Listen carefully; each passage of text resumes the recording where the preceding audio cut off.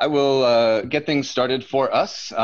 First of all, welcome to everybody that is so nice and kind to take the time out of your certainly busy schedules, especially at this time of year, as I imagine a lot of folks are planning and getting things together for the upcoming semester, whether it starts this week or next week or in the coming weeks. But I'm sure everyone is busy, so thank you for joining us. My name is Jeff. I'm representing ISP today. And this is actually the third webinar of this type that we've done. We've really just started doing these webinars in the last 4 months or so, as the whole world kind of came to a stop, and we figured, it was kind of a good idea to talk to our friends and our partners and our clients about, what we're doing as a response, basically, to what's been going on, especially with the world of travel basically coming to a halt. The first webinar that we did, we essentially were looking at alternative options and assessing options for when a trip gets canceled, or how to decide this whole decision-making process. That was in April, and then we did another one that was specifically talking about our online consulting projects with our partner CapSource in the US. So that was that. And this one, we're really, as the title suggests, looking at how we are exploring, basically redefining global learning in this new digitized era. Global learning, obviously at international study programs, that's what we do, that's what we are passionate about. So we take it as, our responsibility to still provide international experiences, to still provide that global learning, and to help program people and essentially universities still obtain those international learning objectives. That's what we're here for. So what we wanted to do today was obviously share a little bit of what we're doing in that field, but we are very, very blessed and very happy to welcome 3 wonderful guest speakers that have either worked with us for a long time or experienced some of our online, online options that we have put together, or are planning to do an online experience with us in the very near future. So I'll talk a little bit about our guest speakers in just a couple minutes. Maybe before we get to that, I will just mention a couple of housekeeping kind of things. So just very quickly, we are recording this webinar. So just for your information, it is recorded and it will be shared afterwards. So all of those who have signed up or attended will also get the recording afterwards. So you're more than welcome to share it with colleagues or anybody you think might be interested that wasn't able to come for whatever reason. I'll tell you a little bit about the agenda in just a minute, what the plan is. Basically, I mentioned the chat function in the beginning. Questions really can be raised at any time. Anytime anybody has, a question or something that they would like to say, feel free to pop it into the chat. We'll do our best to get it answered. We'll do our best to facilitate that. But given that we are pushing almost 100 people, we may not get to just everyone and every question. There will be some space at the end for a Q&A. We've allotted about 10-15 minutes at the end for a Q&A to ask anything to anybody, basically. I do have a couple of our ISP colleagues who are in attendance as well, and they are going to basically help us facilitate some of the chat. So you may hear from one of my ISP colleagues, and I think their titles in their chat names says ISP something. So if somebody is answering your question, it's most likely one of our nice colleagues who have offered to help us out. So as far as the agenda, I mentioned we have 3 wonderful guest speakers. So I'll introduce them in just a minute. So we're basically planning on spending, let's say, roughly 10 minutes with each speaker. Basically just want to have a chat with each of them, talk about their experience and what they are trying to accomplish with their online experiences and their online alternatives.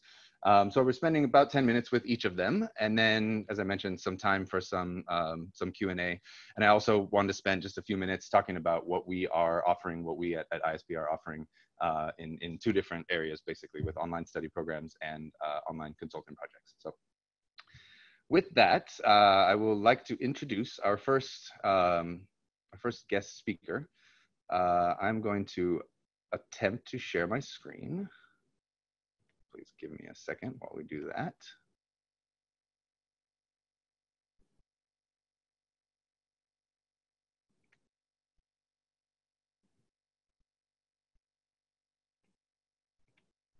Can everybody see that okay? I can't hear anybody, so. Can we see that okay? Can I have a head nod from one of my nice guest speakers? Thank you. So I mentioned we have three wonderful speakers. The first we'll hear from that we'll be chatting with a little bit is Dr. Elad Granot. He's the Dean of the College of Business and Economics at Ashland University in Ohio. The second speaker that we will chat with a bit is Dr. Shantel Elvis, the MBA Program Director and Associate Professor at the Business School at St. Mary's University in Nova Scotia, Canada. And then we have a lovely student by the name of Aishwarya. I promised her that I would not butcher that too bad. She has given me permission to call her Ash for our purposes over the next hour. She's a graduate research assistant and MBA candidate also at St. Mary's University. So those are our three speakers today. We'll start with Dr. Granot, and I'm now going to not share that. And Elad, welcome. It's nice to see you. If you will allow me, I would just say a couple words about you before I ask you to really introduce yourself and provide us some background on the program. Elad has been a long-time supporter, a long-time partner and friend of ISP's. We've done, I don't even know, countless international trips for various schools that Elad has worked with, taken groups of his really all over the globe, I would say, over the last 8 to 10 years. And we've had a lot of different experiences together, and we're really fortunate that with Ashland and with Elad's help, they're looking into doing a consulting project with us in the coming months. As far as I'm aware, it's their first virtual international experience. So that being said, Elad, would you mind maybe just providing us a bit of background on maybe just real quickly about who you are, but really some background on the program and your current situation around, basically what was a canceled international trip this year. Sure. Thanks again for having me, Jeff. It's a real pleasure, and I'm glad to be able to do this. Like you said, I've been working with ISP for 10 years now. Countless is pretty much an accurate description of how many trips we've taken together, study tours all over the world at a variety of contexts, all of them MBA. Some of my colleagues have taken undergrad students after I've taken them with me to see what a study tour at the standards that I insist on looks like. And then we develop that for undergrads. If you want to talk about those standards, we can get into that. I think it's important as we segue into what we're doing with virtual options. But before we do that, I should give a little bit of background about the program and how central international study tours are to our program. So we have a variety of MBA flavors, but one of them that we launched 3 years ago is what we call the one-year international MBA. And that one-year international MBA pretty much speaks for itself in terms of how long it takes and what its central function is. What is not necessarily common, and in fact, as far as we know, no one is doing except us at Ashland, is that our international study part of the program is actually 2 study tours. So we don't know of any other MBA program that takes their cohorts on 2. There's many reasons for that, and I guess we should go into, and I'm hoping that you'll maybe bring that up as we talk, and why study tours in the first place, and then we can talk about why 2. And so as we market this program, which, as you may imagine, is incredibly successful, and right off the bat, and really draws a target audience that we were interested in drawing into it, that are particularly interested in what the MBA offers in terms of getting it done in a year, traveling abroad twice, and really doing things that no other MBA program is offering. COVID hits, and then we have, in fact, by the way, and again, we can talk about this for an hour just there, we were in Spain and Portugal first and second week of March. So I have a lot of stories to tell, but with a very happy ending. ISP took care of us, as we always knew they will and have done in the past, and that's part of the reason I've been so loyal to ISP for 10 years. And so that happens, and again, because we have 2 international study tours scheduled for every cohort, our next trip was supposed to be May, and then in this year, and then October, and then November. You can imagine that we didn't go in May, and we're not going in October and November, and then we started looking at virtual options. So I mean, that is a really good question, and I would love for you to expand on that a little bit. I mean, what is it? why international? I mean, why is that such an important thing for you? And I think that would speak to why 2 trips internationally. But you know, what is it that you believe in international? What do you think that provides your students? So I come from an international business background. I wasn't always an academic. I was an executive for much longer period of time, for decades. I traveled, worked all over the world, and the flat world, the global economy, all of these things that we talk about in class are really important to see for yourself. And as we know, Americans don't necessarily travel outside of the United States. And that's a broad generalization, probably does injustice to a lot of people, but in general. And then if you accept that, then you know that Midwesterners travel even less outside of the United States, probably don't even travel outside of the Midwest. And so how do you reconcile that tension between what I know academically and from a business perspective is critical for MBA students, and the fact that they don't travel, haven't traveled, don't have any kind of that of international experience? How do you do that? And then, of course, one of the solutions that a lot of MBA programs have implemented is the international study tour. But since I've been doing this for such a long time, and since most of my students, when I take them abroad for 10 years now, it's their first time abroad, what I've heard as feedback from students often is, among other things, but enough so it floated to the top, that was unbelievable. It was incredibly helpful and productive. It really changed my outview on things, and it's going to take me to where I want to go. I just wish I could do it again. It was the first time I've ever been abroad. I was overwhelmed. I didn't ask questions of the hosts. I didn't really dig deeper into one thing. I didn't appreciate the food or the culture, whatever it is. If I could only do it again, and I've heard it over and over and over again for years, and I finally got to a point where I was able to, as dean of the college at Ashland, to get the support of the president, the provost, the international program office. I see that Rebecca is one of the participants here today, and the executive director of the MBA program, Ron Mickler.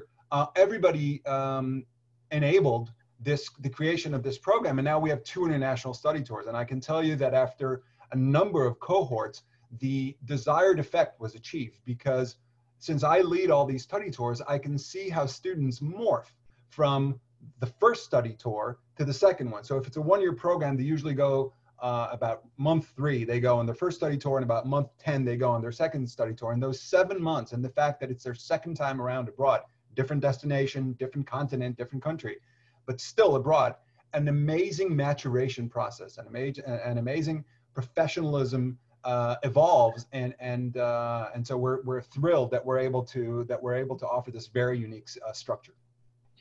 Rodney has a really good question. I mean, so with those 2 trips happening, do you differ in the learning objectives between the 2 trips, or how do they differ, I guess, with the objectives of the 2 trips? So in general, the answer would be no. You don't necessarily differ in the learning objectives, because the learning objective, the general broad one, is getting an appreciation for global business and an understanding of how to operate within context of a different country, different language, different culture. So the broad general answer to your question is no, but since it's two different destinations, 2 different languages, 2 different cultures, 2 different histories, 2 different business cultures, you name it, it really is, despite being the same broad learning objective, it is 2 different experiences that contribute to that sort of closing the loop on those objectives. So all that being said, and given your passion for international education, now COVID hits, we can't travel. I think, you know, we at ISP, and I've been saying this for a few months, you know, we're not unrealistic, and we realize that nothing can replace travel. You know, there's nothing that can replace the seeing and the tasting and the touching and the actual being in a place and getting that experience. But given that you now have transitioned from 2 international trips to basically to virtual experiences, do you feel there's anything that we can gain from this switching from travel to no travel, from, you know, live experiential to just virtual? We lose a lot. Is there anything that we can gain in that only virtual environment? Yeah, I think first we need to acknowledge that this is a transition that you're doing across your academic offerings. And so all of us, business schools, universities in general, have been forced to transform from whatever mode we were in to this online thing. It's amazing to me as someone who's been teaching online and developing programs online for 20 years. It's amazing to me that most of our colleagues have been forced to do that by COVID. It's almost a silver lining. I can't believe that they weren't there in the first place. I read about universities that are coming up with a 2.0 version of themselves. What was 1.0? What were you doing for the last 20 years? Why didn't you convert? Why weren't you ready for this? In fact, the only thing that should have caught us off guard is what we're talking about today, and that is international travel. Everything else, you should have been online for the last decade and a half.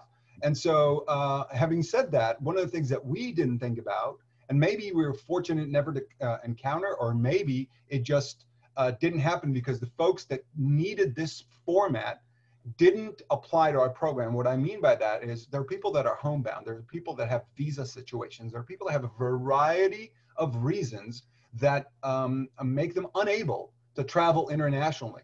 And so if they're unable to do that for whatever reason, they're probably not even reaching out to a program like us because we don't have something on the menu to cater to their requirements. Well, we will moving on. So while I can't wait to get on a plane with 45 MBAs to go somewhere as soon as possible, I can assure you that this format that we're developing, and we'll talk about that I'm sure in a second, we'll continue with it. And so that is a blessing of this crisis, which I consider a very temporary and passing crisis. Hopefully, our next trip in March will actually happen. But that, I don't think it'll last much further beyond that. But what we're talking about today we will offer it moving forward. So you touched on it. So what are you looking at? What are your plans going forward, both in the immediate future and in the long-term future? The most important thing to recognize and to make sure of is that the robust nature of an international study tour translates into its virtual format. And there's an interesting discussion happening now among students, and you hear it from a variety of sources, where there's doubt about the virtual version of academic content. It's a little puzzling to me because this generation of students consumes everything else digitally with no problem. But for some reason, if it's academic content, it's inferior. Well, the one thing that those of us who've been doing it for a long time know is it's not inferior, but there's a persuasion process that needs to happen. And the first and foremost component in that persuasion is to actually have robust, as close to in-person content and maybe exceeding it in this virtual format. And so one of the things that we insisted on as we started brainstorming with ISP, my team headed by Ron Mickler, who runs my MBA program, and everybody else that is involved in this is, look, we're not doing a 3-hour seminar to substitute an 8 to 11 day study tour. That's not going to cut it. And so we're doing a 7-week course that has international components, and I'll let you guys, maybe you and your colleagues, tell us what you're gonna pepper it with. But I'm gonna lead a consulting project with a global company in a international market as our students are getting exposed to culture, history, and other things in a very, very robust, and I keep mentioning that word because I think it's critical, in a very, very robust manner. And so a 7-week experience or really to sort of parallel an 11-day or an 8 to 10-day, whatever it is, study tour is what we're aiming to do. It needs to be, and it will be, a comprehensive experience. So thank you for mentioning that. And you know this from our conversations and our brainstorms, together. It was really the first time this concept had come to us, actually, to actually spread a consulting project and somehow embed that into your coursework, into your international coursework. And we're very excited about it, and we think that it definitely has possibility to, again, try to replicate some of those experiences and some of that again experiential learning that students get when they're in country. So now essentially, as you said, we're just replicating in a different format. So, And you mentioned this earlier, but I just wanted to just ask you to expand on it a little bit. You know, going forward, is this something that you can see being a permanent feature in your courses? I mean, is this something, or do you feel like it's a stopgap, you know, Band-Aid more or less? No, definitely not. We don't do Band-Aids. We add, we improve, we constantly innovate. And so this is why we want it to be so comprehensive and robust, because it will be offered as an elective. Look, at the modern day contemporary MBA population seeks and appreciates flexibility. We pride ourselves on giving concierge service to our MBA population. And that means treating them as individuals. In fact, putting an accent on the individual and making sure that they go through the program and get the most value out of it. And one of the ways to do that is to offer more things and components that they can mix and match. And that is going to stay on our menu. I'm sure it's going to be a phenomenal pilot. And I'm sure we'll have some things to tweak, but that's how you do it, right? We teach innovation, and we might as well do it. I can't imagine how a business school wouldn't practice what it teaches, and so we do that. We are constantly focused on innovating, and it's really fortunate to have a partner like ISP that we come to with this sort of idea and just picks it up, builds it up together with us. I think it's phenomenal, and I hope that it actually produces another product line for you, and so we can keep working for another 10 years. Well, we thank you, and we appreciate the support and the partnership. And I can speak, on behalf of all of us. We're definitely excited about it, and we hope to do more of it with you guys, but with other schools as well. I think with that, I'll let you take a break, Elad. If you don't mind, I'll keep you around and have you chime in at any point that you would like to, or if anybody has any specific questions for Elad. I see that Rodney asked a question as well, so I'll maybe save that one until the Q&A at the end when we do have a few minutes. And with that, I would like to introduce our second speaker, our second guest, Dr. Shantel Elvis. I'm just going to call her Shantel so I don't butcher her French last name over and over again. Again, Shantel, same thing. Thank you so much for being here with us and taking the time to talk to us and some of our friends and partners. We asked Shantel to be here, and I mentioned this in the beginning. She's the MBA program director at St. Mary's University up in Nova Scotia in Canada. Similar to Elad, they had a very unique situation where they were actually planning to come to Prague in July with a group of MBA students. Same thing, got canceled. And they made the quick decision to basically switch their program to completely virtual, to completely online. So I basically, just wanted to bring Shantel on and ask her to share her experience and how that came to be, and essentially what it looked like in the end. So Shantel, again, thank you for being here. And could you maybe just tell us a bit about the SMU program and how the virtual engagements came to be? Yeah, for sure.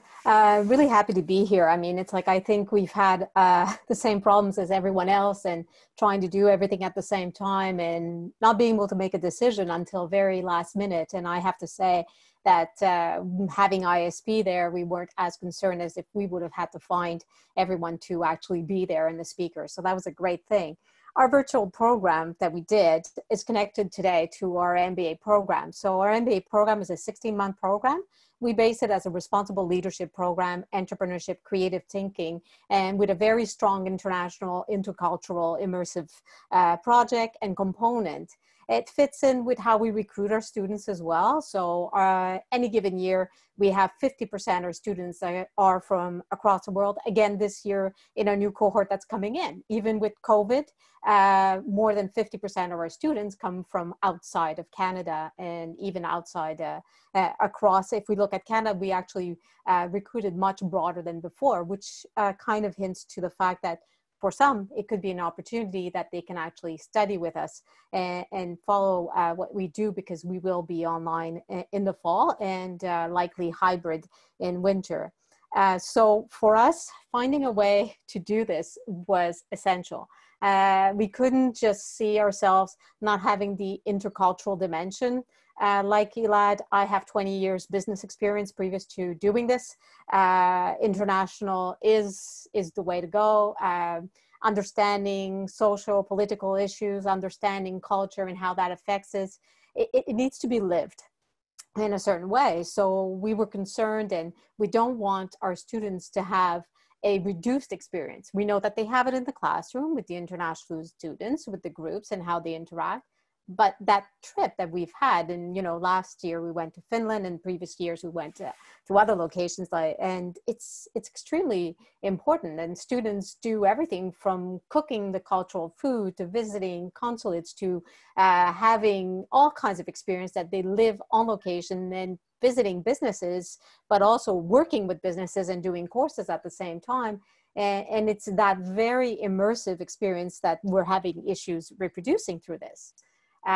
So we actually split the course into components, and we had the virtual part in July, and we're doing this as an opportunity space where it's like, hey, we don't have to travel, or we may not be able to travel internationally. So why don't do step one, step two, and having this international experience in two places. And so in July, we met with speakers, and in November, we'll do an immersive experience, but it'll be local. So just let you to ask more questions, because I could go on, but I'm sure you have a question.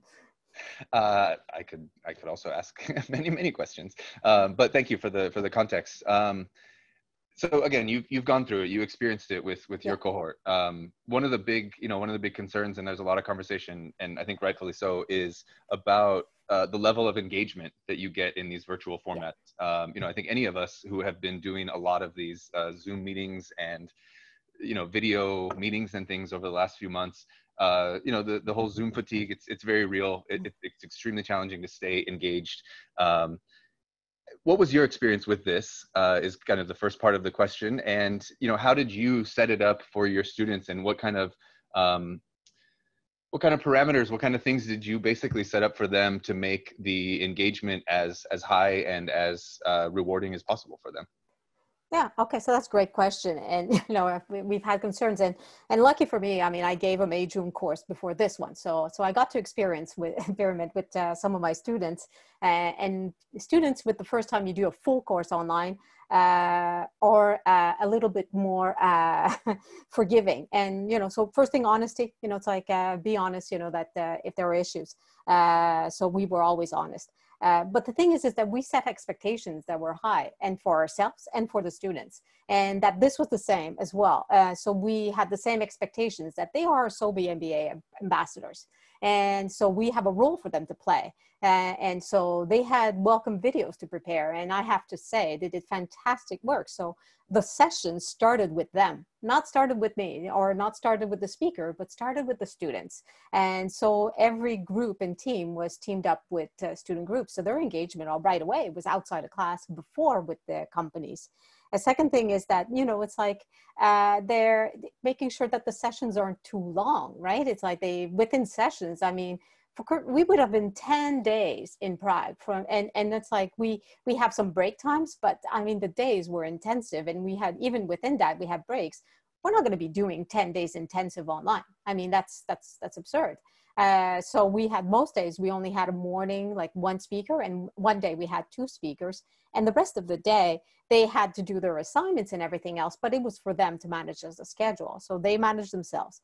And I'll come back to that, because that outside of class engagement, I find, is more of a challenge than when you structure your course around, and you're online and your thing outside to have like the specific things within it. If you break it down in pieces, it works really well. But I found through speaking to others and to speaking to students, that it's what's happening outside of class, because they don't see themselves, because they don't meet in person, that is more challenging for continuous engagement. So for us, it was making sure they have preparation, making sure they're ambassadors, they have a role, they feel involved, they're knowing that we're presenting them. I think the fact that we had very high expectations for the speakers that we were going to have going back and forth, and it's so very high speakers, and easier to get right now, everyone, it's easier to get speakers right now because they don't have to travel and you don't have to travel. So it's easier to fit in an hour and a half than fitting in 5 hours. So because you have to go somewhere, right? So somehow this is an opportunity too. You can get people you wouldn't get usually, and that's good for our students. So I'm really glad you mentioned that. Sorry, I'm going to just jump in real quick because yeah, go ahead. I've had that conversation also. I've got, of course, the same question from lots of faculty members. You know, how is it? How's the response been? And I can honestly say it. I'm glad you're saying it also from your faculty perspective. They are more willing to do it. You know, in this online world. At least that's what we're seeing so far. It's a little bit more favorable to getting more speakers, and you just have less limitations to, you know, where those speakers can come from and these kind of things. So yeah. Anyway, yeah, and I see there's a students about engagement of students within other MBA courses.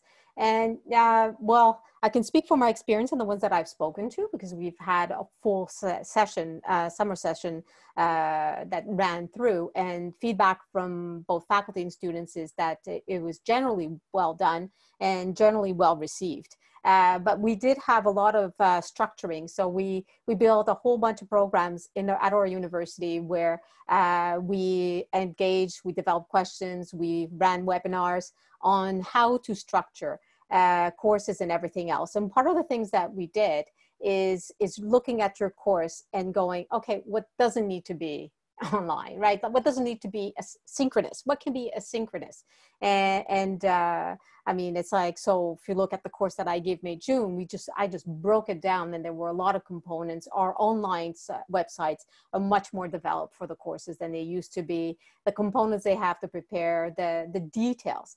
So when we come to class, it's a much more engaged, collaborative, experimental learning, right? So there's a part that we go through the theory, but much more. So the student engagement has been quite good, because we break it down into places where they need to be engaged. And we also, I saw the things, the technology, I mean, advice, dumb it down. I mean, they can take a picture of an assignment that they're doing themselves and drawing, and give them a creative process to do.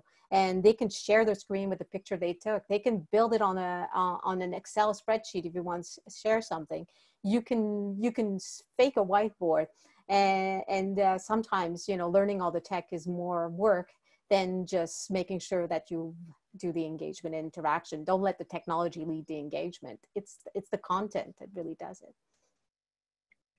It's a very nice message. I think we've had similar experiences where we tend to overthink the technology a bit, and we've kind of learned that, you know, if you set it up the right way and put the content together and discuss, you know, learning objectives and the way to achieve those objectives, then there's definitely a way to do it with fairly limited technology.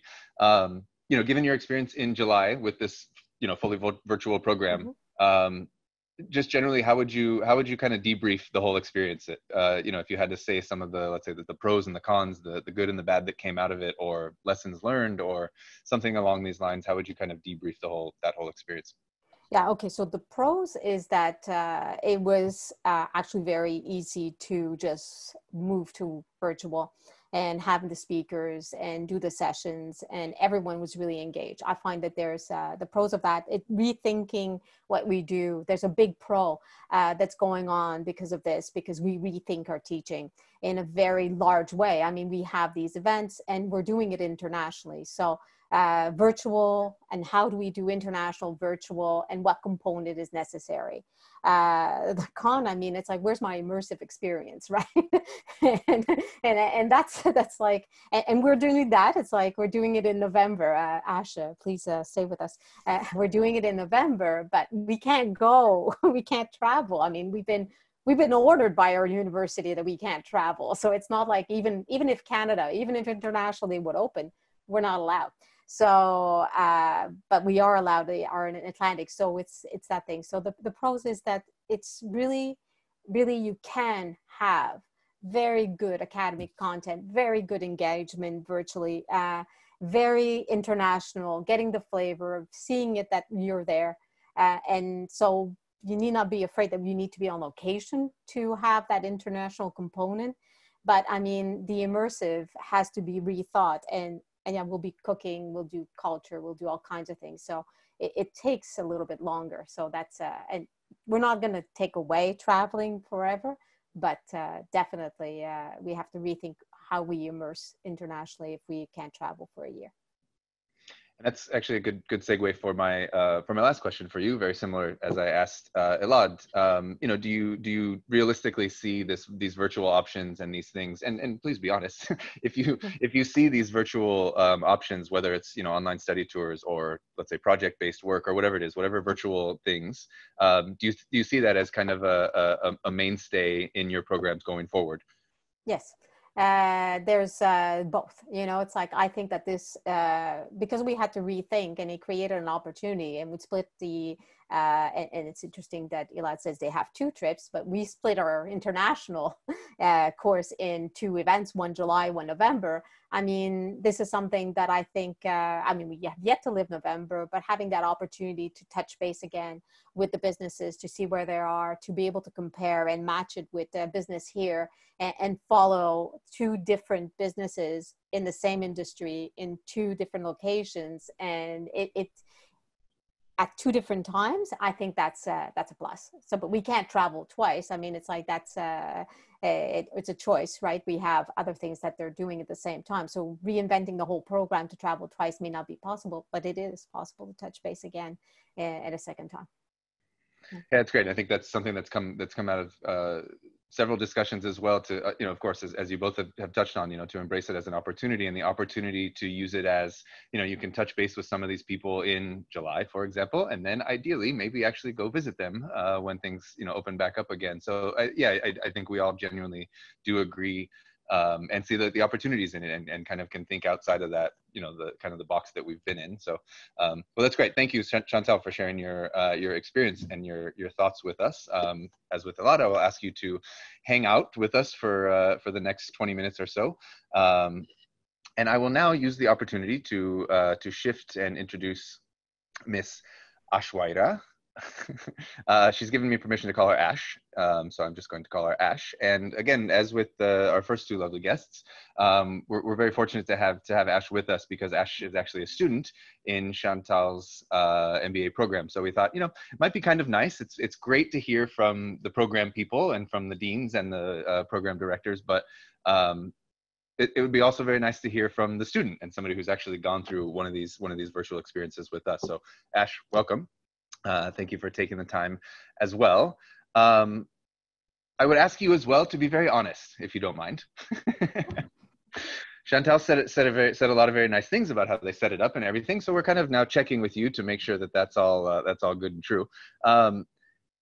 Would you mind, you know, just kind of, again, you know, introducing yourself very quickly, just your general kind of place where you are at in your MBA.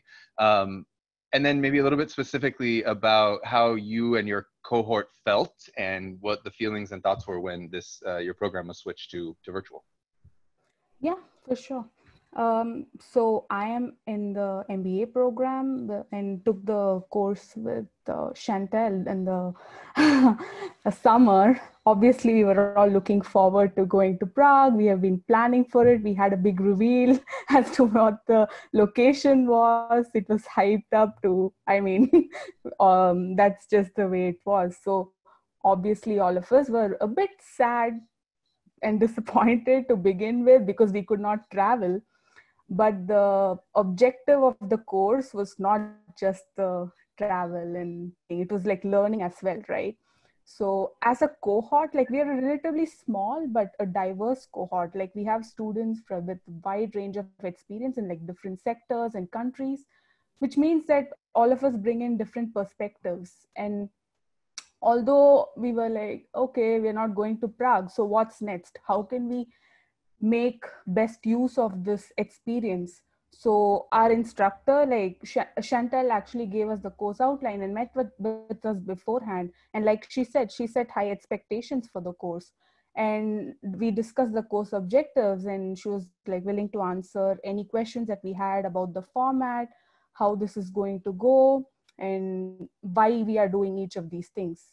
So complete transparency. So we got all our questions, at least most of them, answered beforehand. So we were familiar with what we were kind of getting into in a way. So also the list of the guest speakers and the agenda was given to us beforehand, which helped us manage our own expectations and kind of gauge our interest in any particular speaker. So we had time to prepare as well.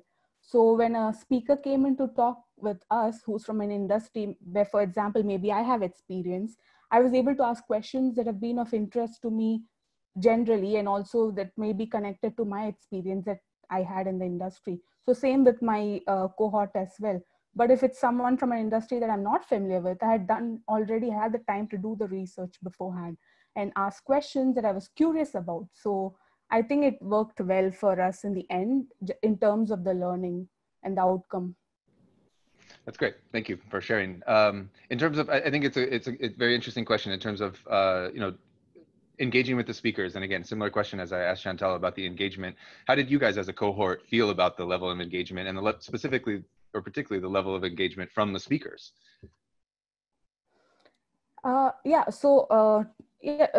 You asked me to be honest. So we did enter this with a bit of skepticism because it is Zoom and we have been in a few classes. I personally, the classes that I were in, I had a great time and I was pretty engaged. I know there are a few like students of mine, my friends of mine who weren't excited about this virtual environment because it's a different experience for everyone. And it's obviously not possible to compare like visiting Ireland and talking to people face to face, like you mentioned before. But the fact is, even if we had gone there, there would still be a time limit on how long we are allowed to interact and the number of questions that each of us would be allowed to ask. In fact, because as you mentioned earlier, because it was virtual, almost all speakers graciously agreed to go overtime to answer all of our questions, which kind of talks to the level of engagement that we had as well. The preparation helped, the kind of questions that we had helped. So I would say that ideally, although we would like to have traveled, I think the conversations and the interactions like were really good and the quality of it was really good, because I think that even the fact that the speakers were willing to take that extra time to talk to us spoke to that as well. That's great. That's good to hear. And I guess maybe just one more question for you, kind of in those regards as well. And you touched on this a little bit as well. I mean, is there something that you would recommend for other students who are kind of embarking on this online virtual journeys or virtual world? What would you recommend for them, and what would you say to them to basically make the most out of the experience given the limitations?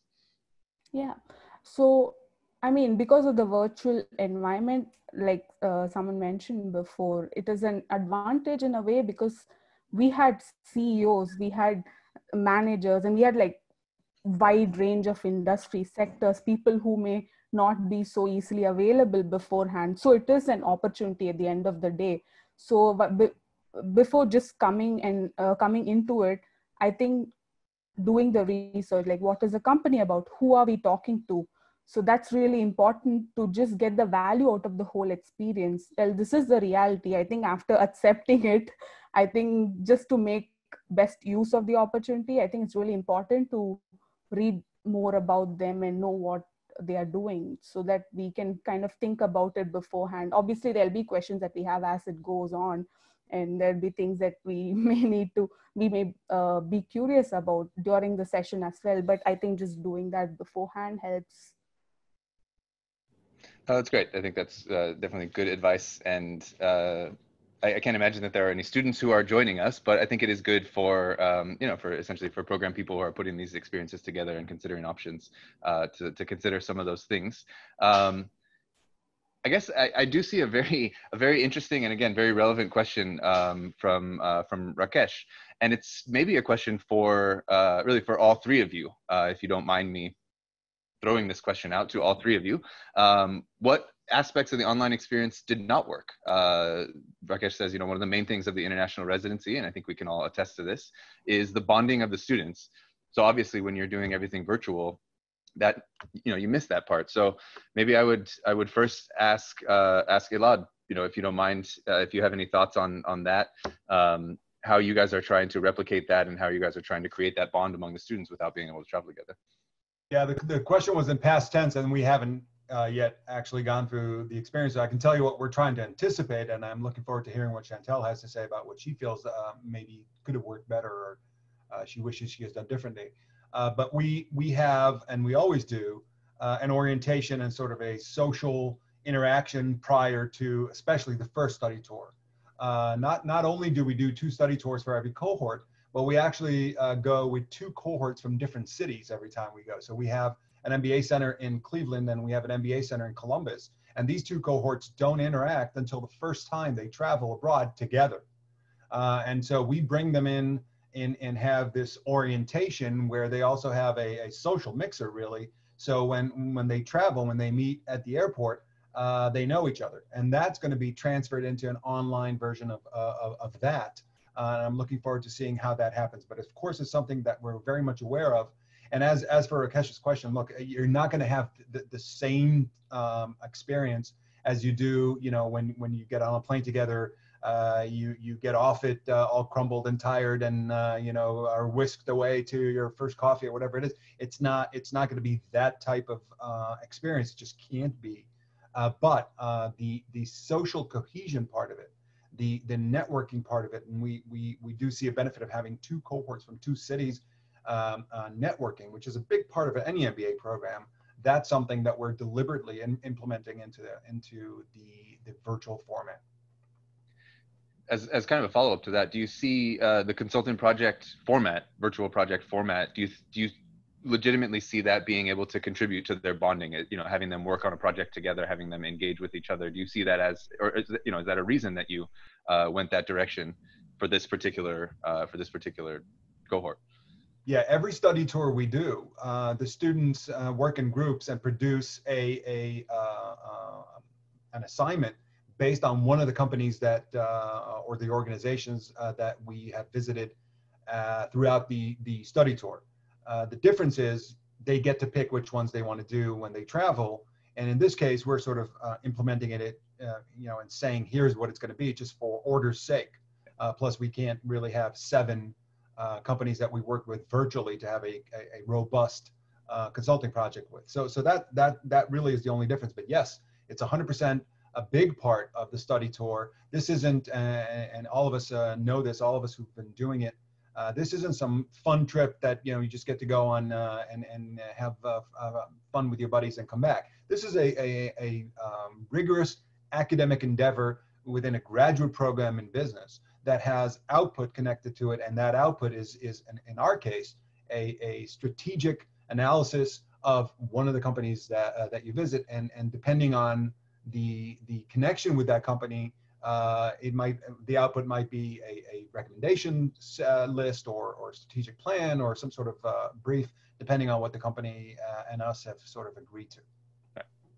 Well, cool. Thank you for sharing your thoughts. And I would basically post that same question to Shantel. And you had the experience of doing a virtual program in July. I mean, was that something you had considered in terms of the student bonding and not having that aspect with the lack of a travel together? And yeah, how did that all play out? How did that work for you? I kind of hinted it when I mentioned the con is the low ball is no immersion, not immersive. But I mean, it is a problem that we are facing, engagement outside of classroom and bonding. And, you know, with having conversations with students and with faculty that are having conversations and getting the feel, what we have found is that we'll need to we have a professional development part of our program. And so we're reacting to this where we found that conflict arises a lot more often, and maybe we found ourselves as well. And because and conflict resolution and because you don't have that session as that after you had the interaction that you're walking down a hallway together or meeting each other in another class, or, you know, it's like suddenly you're sitting in other space and there's a person that you had a little unpleasant interaction there, and you sit down and you resolve this, you know, those nice little informal networks that we usually use, well, they're not there. And so that bonding happens a lot through informal activities.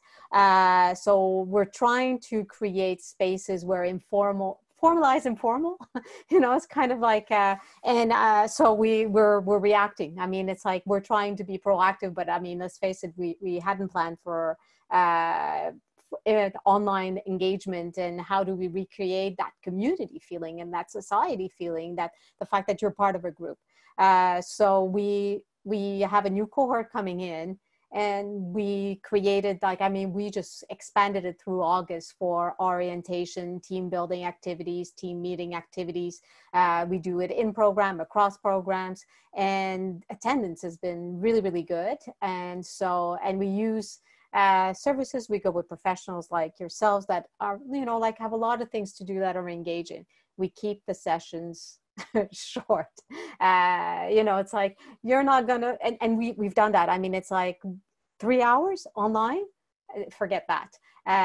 It's not happening. So, but we are concerned. I mean, but we will do more professional development on how you, now that you don't see each other, acknowledging the cultural differences, acknowledging the fact that online creates stress and also doesn't give you the opportunity to meet again in a more informal way and see the person, so that you don't bring that to another location. So, and we found also that students, we have to have longer conversations on outside engagements. But the problem is that when you're supposed to be away for a good part of July, you don't take a full-time job, right? You're in Prague or you're in Ireland. You can't be taking a full-time job. But because you're not traveling, even though, you know, it's like that time to be saved, people took full-time employment, and we understand. But that's created issues too. And we can't control the choices this way, but unfortunately, these are the situations. So yeah, some readjustment conversations and understanding, I think, on both sides needs to be done. Sure. Yeah. I would ask Ash as well. Same thing. I mean, how's that experience been for you in terms of bonding? I think it was important that Shantel brought up conflict resolution, because I did feel that with more online, just purely online, we had major projects that were due, that were done completely online. It did lead to a lot more conflicts than would have happened if we had been in a room and just talking to each other, right? It's a more intense environment. But with our cohort, I think just being smaller, all of us are friends, and we did get that initial time to bond outside of the program as well. Maybe now because of COVID, obviously we are not meeting more socially, but we used to. So that helped in a way. But I am concerned about how it would be for the new incoming cohort who have never met each other in person. For us, it's slightly different, slightly better. It could obviously be even better if we had gone there and had that whole experience. But my concerns would be for the incoming cohort who have never met each other before in person. Yeah, I think it's for sure it's a big challenge. And I think one that the Chantels and the Elads of the world are gonna have to tackle. Rodney had a question about engagement, carrying engagement into alumni activities. Is that something you again, this is for Chantal or Elad? Is that something you have thought about already at this point, or where do you stand with alumni activities? So we regularly market our study tours to alumni, and alumni join us often. It's a phenomenal interaction. Again, it goes into the networking component and the value in the MBA. But many of our alumni didn't get their MBA when we offered this type of program. It's only for the last 3 years that we've done that. And so we get a lot of interest, and same thing goes for this virtual format. It'll be marketed to our alumni base, and there'll be demand for it, again, because it provides a different view of the international experience at a time where all of us are homebound, city-bound, car-bound, whatever it is. It provides an opportunity to look and see beyond this temporary quarantine that we're all in. And as far as I'm concerned, it's a preview of when we go back to live study tours. For a lot of folks who maybe didn't consider a study tour in our alumni base, this is a way for them to safely see what it is, consider maybe going next time we go on an actual plane. Thank you.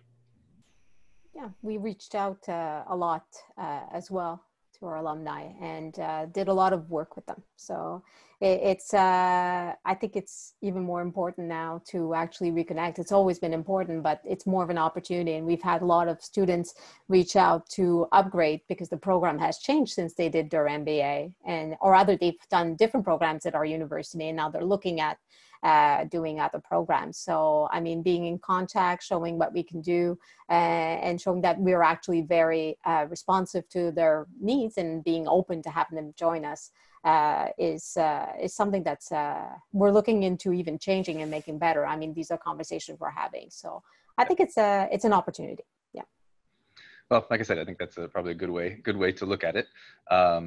So with just a couple minutes left, maybe I would just say a couple words very, very briefly about essentially what we're talking about, our online offers, basically. So as I mentioned in the beginning, we invited both, or really all three of our speakers, because they essentially have different experiences and different perspectives on their different experiences. I'm once again going to attempt to share my screen.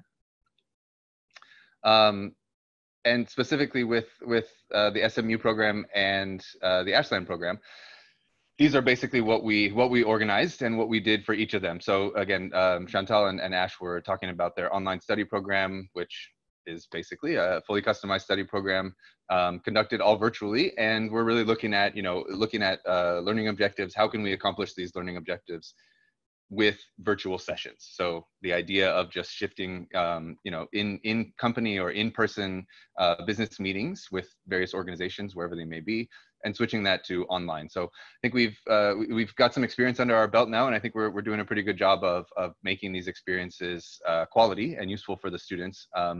And we remain curious and flexible to see how it all plans out, or how it all plays out. The second offer essentially that we're putting out there is online consulting projects. So that's where Elad was discussing that coming up starting in October, their cohort is going to be working with an organization based in Prague. It's actually a global organization, and they're going to work on a 7-week consulting project with executives from the organization. So it's really looking at students taking a real world challenge that the company is actually dealing with and the company is actually facing, and then making recommendations and providing some ideas and some solutions for how they can essentially tackle this challenge. So it's actually quite interesting. I think a lot, if I may, it's I think an interesting challenge because they're actually looking at international sales in a post-COVID world. So I just say that because it's quite relevant to what's going on. So I think it's quite cool that this cohort from Ashland is going to be working on it, diving pretty deep into what the company has done and what they are doing and how they can essentially adjust and adapt their sales strategy for this new reality basically that we're in. So yeah, quite interesting.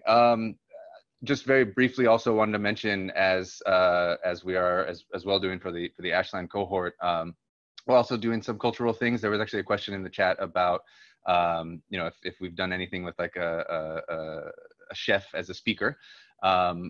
So yes, basically the short answer is yes, we're doing cultural things, whether it's cooking classes, very experiential. Again, as we talked about with the engagement and the challenge that is engagement, these kind of cultural things have to be experiential, and they have to be hands-on. They have to get the students really involved. So anything, from a general tour of a city that's actually done live by one of our guides in whatever destination is, to consulting projects or immersion activities where the students are actually going to do their own version of kind of like a scavenger hunt through Prague or through whatever city. So again, short answer is yes, we are doing quite a lot of cultural things.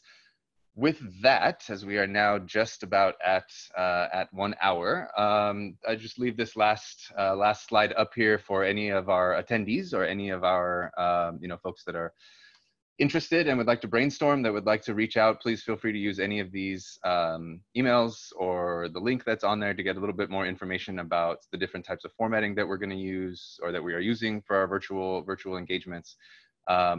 And with that, I would really just say a very big and sincere thank you to our 3 guest speakers today. Ash, Shantel, and Elad. Thank you guys very much for sharing your thoughts, your experiences, and as I mentioned, also your support and continued work with ISP to develop your own programs and help us develop virtual engagements as well. So thank you for the time.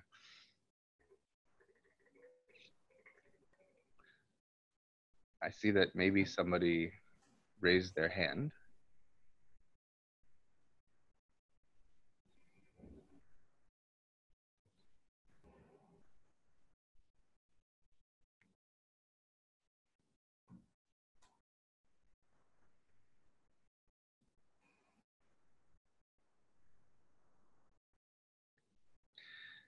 It looks like Sherry asked, can you give us an indication of pricing for alumni, particularly for those alumni whose immersions were canceled due to COVID, and also how you manage accountability for alumni as they mix with students? Are they expected to fully participate? Are guests allowed, et cetera? And I guess that's probably a good question for a lot, as you guys have been inviting alumni on your trips. Would you care to tackle that one, sir? Sure, no problem. I've been doing it for a long time. We have a number of packages that we offer to guests. Non-student guests is really the category. Alumni, and so all of these categories are open to non-student guests from the full package, which requires the accountability that any student is expected to live up to spouse packages and others. We haven't found that there's disruption. Quite the contrary, because if someone is buying, and we don't make a profit off of this, so whatever we pay ISP is what we charge our guests. Normally, that is a much lower number than if they had to arrange their own trips. Certainly, in terms of the experience, the academic content, they couldn't do that on their own. And so we have a variety of packages. If anyone on this Zoom connects to me on LinkedIn, I'd be happy to reciprocate and maybe have a longer discussion on how we do that and connect you with my very talented and eager MBA Executive Director, Ron Mickler. Oh, thank you a lot. Well, it looks like the other questions have been addressed. And with that, I will thank you three once again for joining us, and thank everybody for coming. Thank you for the time, for your thoughts, for sharing your experiences. We really appreciate it. And yeah, we hope to be in touch with all of you. Thank you.